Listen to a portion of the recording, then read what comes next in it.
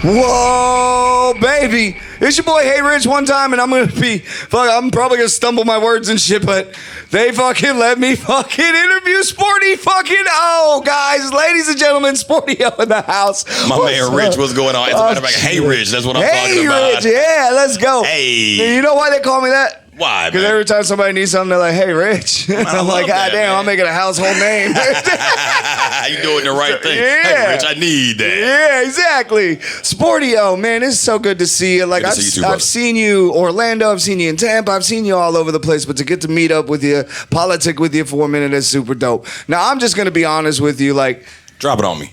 I'm going to drop it on you. You're always a banger, bro, but there's that fucking apple bottom booties hits different with Decline. Apple bottom. Yeah, that shit hits different with Decline. Thank you, brother. Thank you, man. Thank you. Bro, I'm going to be honest with you. I was telling my boy when we were riding the other day, I was like, yo, you don't know who Sporty-O is? He's like, nah, I don't think so. And I threw that on. He's like, oh, old school. He's like, yeah. I was like, nah, bro. He's got more shit. Like, you got to peep him out. But hell yeah. Okay, that record took me places, man. And man, Decline, Dustin Holton, we did that. We shot the video in Orlando, actually, at what's the school? Full Sail. Full Sail, yeah. Yeah, we shot the video at Full Sail when Dustin was there. Yeah. Dope. See, I didn't even know that. No, that's history, yeah. Oh, yeah. I got to ask, like, are you from Florida? Are you a... Not at all, man. I'm actually born and raised in Atlanta, Georgia. Just when the record started taking off with the EDM and Guest List and Apple Bottom and just Florida just embracing me. Nice. I love it. Well, because there's not a lot of brothers and people from the hood that are doing dance music, because I'm from Bed-Stuy, Brooklyn. Okay. And I played house music, and people are like, Rich, what are you doing, bro? Throw that jiggle to AZ or something. Like, you can't rock that. You know what I mean? Yeah. So, and I had to stay true to me, and I kept with the house and the breaks, and then when I came down here, Florida showed me love. So exactly. I understand. You know what's crazy is, I started in hip-hop, and I was very deep in the hip-hop scene in Atlanta. I owned a record store for several years in Atlanta. Sick. I was one of the 10 black-owned SoundScan record stores in Atlanta, so I was like knee-deep in it. And oddly enough, I moved to LA to do a TV show with some friends of mine on MTV, and I met Aquasky in a LA studio with my man DJ Lethal, who's like in Limp Bizkit and House of Pain. We did a couple of records. Yeah, that's my dog. And he put me onto them. We did a couple of records. Keith ended up hearing them. He hit me up on MySpace. Word. That's how Keith McKenzie met. Yeah, that's how long ago it was. And after we made guest lists and then Apple Bottoms, and I got booked by V2 out in Salt Lake City. And that was the first rave I ever played. And I went, and they knew the record. Like, hip-hop was I was always investing. And, it was a tough crowd to get on your team. But they, knew the record. That people singing with you. Bro, and after that, I was like, I'm never doing hip-hop again. I love it. I just want people to like my records. And, EDM crowd just embraced me. And that's my vibe anyway. I love it. And that's the vibe. We come down here. It's nothing but love. And I can see it, man. You ooze, positivity. And you want to see everybody vibing. And I can see you when you were performing.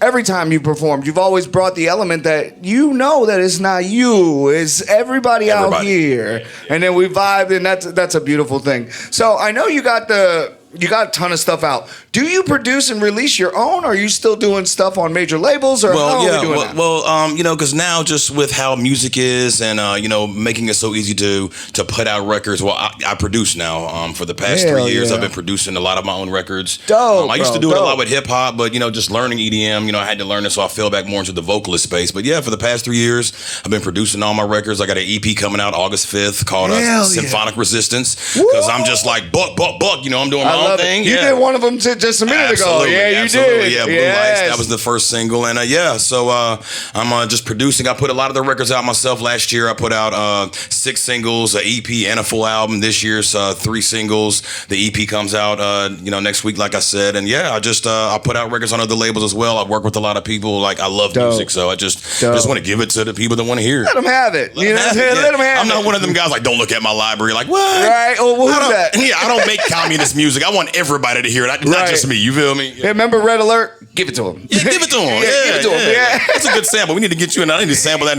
I got you all day. Give it to him. Yes. Awesome. So I understand that you do a lot of stuff with a lot of people, but I was looking because when they told me I had to do you and interview you today, I couldn't find anything with you and Magic Mike. You know what? I heard you were doing the Keith interview. Yeah. You asked him like who would he like to work with like back in the 90s and early 2000s. My answer is Magic Mike. And me and Mike know each other. Like, you know, we're super cool, bro. But I don't know how we missed it. We've never done a record together. I was gonna say, I think everybody's like sitting back like, when is this record gonna happen? Never have done a record and together. It's never happened. Mike, and it's my fault because Mike actually has reached out a few times and just touring, and you know how life goes, yeah, man. So, I'm my bad, Mike. I'm gonna be honest with you because I would love and I would buy two. I would buy two. I'd keep one in the plastic. Right. You know what I'm saying? And then I'd play one. You know what I'm saying? So you hear that, Mike? We gotta do it. It's my bad because he definitely has reached out, and it's not like I just dropped the ball a few times. Just we're touring. He's busy. I'm busy. It's family life thing. Right. Yeah. And then we all there. And the other one I wanted to ask you about. Who's that? You're probably gonna yell at me. Nah. Cupid. You know what? All we got to do is just make the connection. To be quite honest, yeah, we just got to make that connection. I see you and Cupid. We can do it. They did the flex. They did the Cupid Shovel. They got all these dance hits. Sure. And to see you like on one of them or I would do it. On one of yours, I would do it. Absolutely. That's another one where I was like, bro, why don't they have that? We need to do that. Thank you for telling me. When we get off, make sure you text me that because we need a Cupid. Come on, guys, we gotta do that. Come on. Okay, so outside of all that, I know you run around the United States all over the place. If you could tell me I know you're overseas too. Sure, international wingman, baby. Yes. Yeah. So if you could tell me your worst case scenario when you were overseas, like the worst show you ever had, and then tell me the best show you had overseas.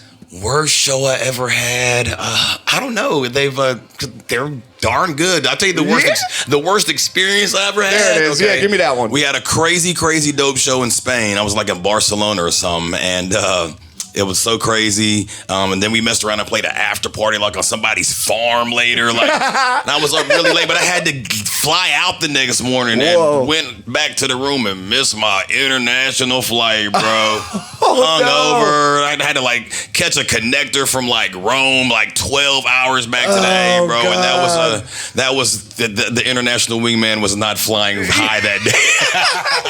That was a tough one. Yeah, that singing Sam Cooke, bring it on home. Yeah. That was a tough one. And you know what, because it's fresh on my mind, one of the best experiences I've ever had, it's actually two of them. The first time I played EDC was the last EDC they had in Los Angeles. I had a record out with Felga at the time.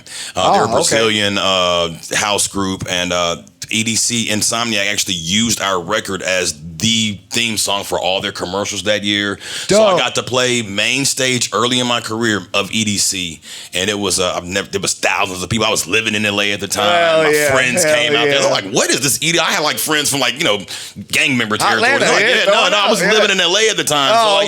And they're like, "What do you mean you're doing?" And they came. It's like thousands of people, and they're like, it really opened their eyes. Like I didn't know this kind of shit went on in LA. That was really dope. And a couple months ago, I played Electric Forest.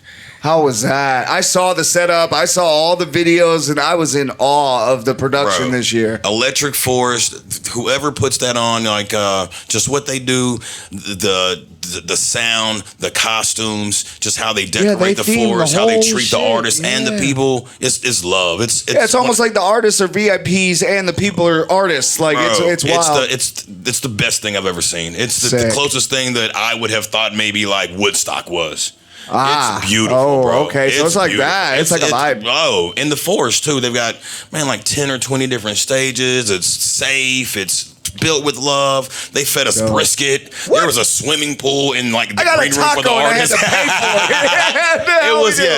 Shout out to Electric Forest. It was one of the best experiences I've ever had. Yeah, for sure. Okay, so I don't want to keep you too long. I know there's a lot of people here that want to see you, bro. So here it is. And I'm going to be real with you. My family's from Brooklyn. My family's from Trinidad. Okay. There's not a lot of brothers and this type of side that want to get into the music. I know there's a lot of us that love it. Sure. You know what I'm saying? There's West Indians that love house music, but the young kids are afraid to move that direction. If you could reach out to some of the younger generation and tell them, like, what would you give them about anxiety and the stresses that you've had to figure out to move forward in your career? What's a little bit of a tip you could give them? Believe in yourself. I feel like, and even as adults, but this generation, especially with social media being so powerful, some people, and I'm sure you've dealt with it, I've dealt with it, just maturing is being confident and being secure in yourself. And once you're able to conquer that and just be secure with yourself, believe in your beliefs, believe who you are, believe what your parents taught you if you came from that kind of background. I mean, just believe in yourself. Right. Because you know what, I was a single dad. My son just graduated from Stetson. He played football there. Hey, shout out to Majesty. But you know, he always, when he was coming up and getting older, I was like, hey man, just remember that the young guys that you're hanging around, y'all can't teach each other how to be a man. You know, you know what I'm saying? Like, you're all learning, so don't just listen to your peers and embrace and, you know, absorb things, but always listen to like the people that you believe in that are secure with themselves. Right. Be secure with yourself. That's what I'm gonna tell you. Okay, I love it. Every last bit of it. Excellent.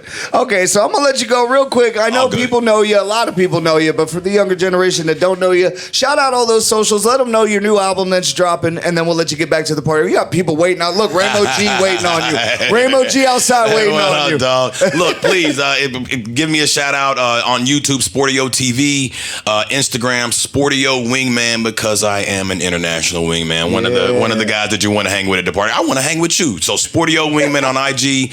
I've got the new EP dropping called Symphonic Resistance. I actually just secured a joint venture deal with Create Music Group, which is huge. Thank you to them. They are doing big things. They just bought like Dead Mouse's entire publishing. AC Slater's got a joint venture with them. Shit, Jason Derulo got a joint venture with him. So thank y'all for that. Wait. Tell me a little bit more about that. So, Create Music Group, they're based out of LA. They're just like the powerhouse distributor right now, leading in EDM. They've just evolved with how the music industry is now. So, like, you know, you've got, you know, the Sonys and the Warner Brothers and, you know, these great music labels that, you know, they're still, I feel like, learning how to deal with like this digital age of music. Okay. Create Music Group, in my opinion, and I mean, Warner's Warner, Sony, whatever, Universal's Universal, but they are at the cutting edge, in my opinion, because they are signing social media creators. They're very in-house. You know, they're very artist forward, with what we're doing digitally. Nice. And shout out to my man Sasha that brought me in. So this is my first EP that's dropping with them. So I'm really excited. Oh, the one coming out on August 5th? Yeah, the one coming out on August 5th. This is my first EP. Yeah, the leading single came out last month. It's called Blue Lights with my man Gio Quinto, who's from Atlanta. He's in a soul rock band called Edgewood Heavy. Nice. And I'm just really excited. In Atlanta, you know, with EDM, I've really incorporated bringing a lot of my musician friends and associates in. So I have singers, I have guitar players, I have violin players, I got piano players. Like, we bring it in, and we're just trying to make the EDM that we make, and I don't want to be handcuffed to a genre. So that's why Symphonic Resistance. You know, I love every last bit of it. We'll play it all. I'll make it all. Yeah, hell yeah. Sporty-O, it's been a freaking honor, man. I've looked up to you for a long time. It was an honor to meet you and get to chat with you.